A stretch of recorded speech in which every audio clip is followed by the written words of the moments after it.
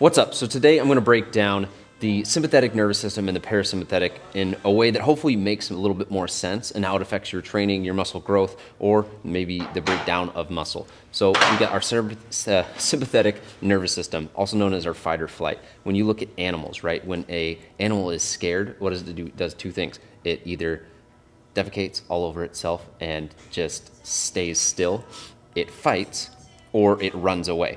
And the fight or flight is something that you also see maybe if someone scares you, right? You either like run out of the room, or you just completely freeze, or you're ready to fight. And that's where a lot of us live in at a chronic level, where we're just like constantly waiting. We're this little fuse that's just ready to erupt because we're constantly putting ourselves in too many stressful situations. We're never giving ourselves a chance to be in our parasympathetic nervous system. So what does this look like from a day to day? Well, a lot of us overtrain.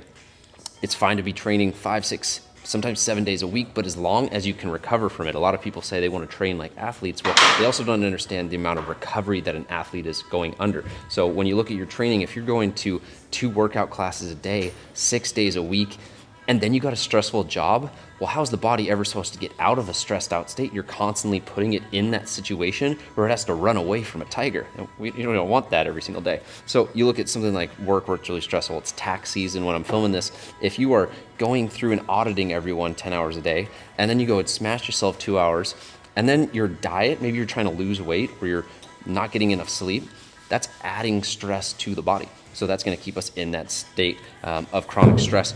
Another thing, and a good example of this is arguments. If you're constantly getting in arguments with your significant other, with your roommates, with friends, or with anyone, maybe you're just walking down the street and yelling at someone, that's also putting you in situations where you feel like you have to fight, defend, and be in that sympathetic state. So now let's look at the other side of the coin, where things that we can do to get in our parasympathetic, also known as our rest and digest state. Really good example of this is if you ever look at a snake, right? If a snake is scared or threatened, a lot of times it'll throw up an animal, and that's because it's not able to be in a digestive state. And so when we are in a parasympathetic state, we're able to rest, we're able to recover, we're able to rebuild and repair damage that we've done from a training standpoint, but we're also able to digest food. And so if you're having digestion issues, a lot of it could be coming from not being in this parasympathetic state. So what can we do to have parasympathetic inputs? Because let's be honest, you can't just stop training. You can bring your days down, bring your intensity down, but you'll want to keep working out. Maybe you want to continue to lose weight. You can't change your job as easy as you can just training or diet. So you're going to have to work and manage stress that way. But what can we do to help mitigate it? Breath work. It can be things you do in the morning, in the evening. It could be something that I really recommend is always to use breath work after training. And that's where you just use your breath to bring yourself into a parasympathetic state, bring your heart rate down. And every time you exhale, you're stimulating the brake of the nervous system, which is the parasympathetic. Every time you inhale, think that's sympathetic. Every time you exhale, parasympathetic.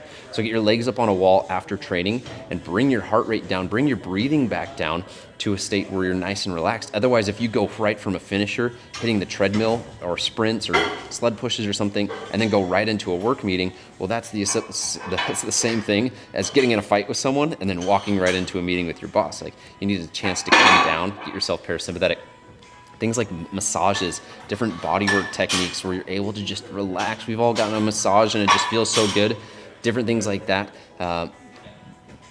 Soft tissue work, whether it's massage or chiropractor, it's all going to be things that are very relaxing and allowing that tone of the muscle to just kind of come down a little bit. Things like gentle yoga. Keep an eye on the yoga that you're doing. If you're doing yoga that you walk out of and you feel wrecked and it's 105 degrees and you did core the entire time, that's a training session. That's not yoga. If you're doing something that's a little bit more yin, a little bit more gentler, and you're actually able to like be still with your thoughts, that's the kind of yoga that I'm talking about. Then going into meditation, doing things with, in concert with breath work and meditation can be really powerful, where you're just focusing on your breath. 4 seconds in, hold for 4, 4 seconds out, hold for 4. That's going to be a box breathing technique. Other techniques that I like when you're meditating is counting 4 breaths in, counting more breaths out, because again, you're stimulating that parasympathetic nervous system. with the exhale. And then meditations also in general just allow you to be more aware of what it is like when you are out of a parasympathetic state and in a sympathetic state. So the more you're able to look at situations and recognize them as stressful and then choose not to elevate it and get a little bit more stressed out, meditation is going to help you be aware of where you are on the spectrum and then consciously make the decision to come back down. Then we look at things that are just relaxing, right? Sitting down, some of you guys might be playing video games. Some of you might be painting. It's gonna be tasks that you can do and really get into flow state, and you're not in stress because you're just so relaxed and you're doing it and you feel like you could do it for hours on end. Nature walks is another really good example. Just set your phone to the side, leave it at home. Just go walk around in the grass for 10, 15 minutes and really just disconnect and allow yourself to get really relaxed.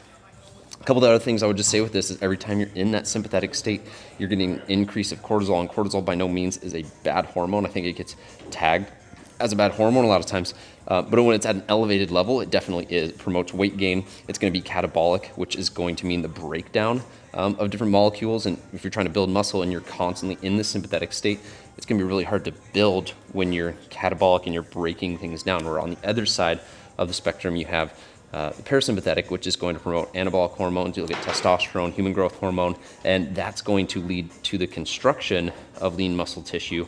We talked about resting and digesting and recovery. You can train as hard as you want, but if you don't give yourself a situation or a chance to get parasympathetic, get anabolic, then all that hard work that you're putting in that really hard training session is going to get wasted. To at least maybe you get a little bit of the benefits, but you want to get as much as you absolutely can, and that's where these two play a really big role. I will say it's okay to be sympathetic, and when you're out there training, go hard. It's going to be much easier to lift weights if you are treating that weight as if it's a giant elephant that you have to lift off to save your family, for lack of a better term. But hope that helps you guys out. Sympathetic, parasympathetic, make sure that you have inputs for parasympathetic to help manage sympathetic so that you can manage stress and adapt to what you're doing.